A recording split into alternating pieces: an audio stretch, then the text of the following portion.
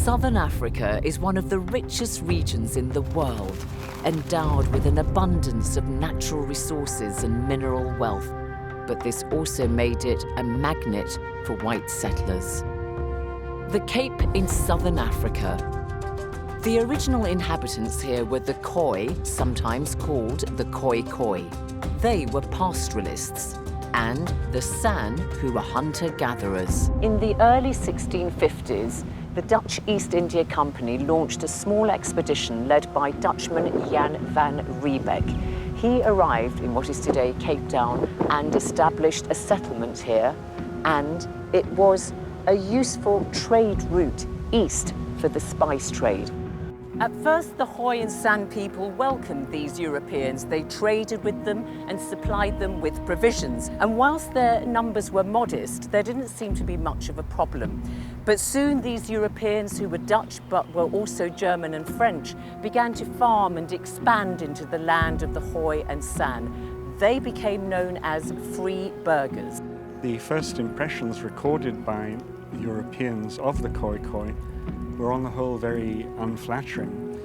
They regarded the Khoi Khoi as being the epitome of savagery, and their descriptions highlighted everything that to a European signified savagery. And the reason for these very negative impressions is largely prejudice rather than objective observation.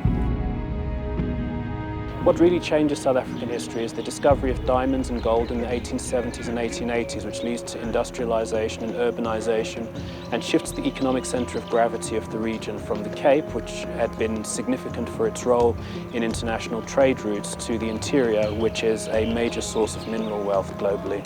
What you see initially is a very great opportunity because these are areas of wealth, and initially it takes time for the colour line to be established and discrimination to be entrenched. The period when there is an attempt to establish structure and organisation is where the system of white supremacy and black inferiority is established, and it's that system which is then established and extended across the South African territorial space. So you had wars of conquest in the areas surrounding the diamond fields in order to secure them.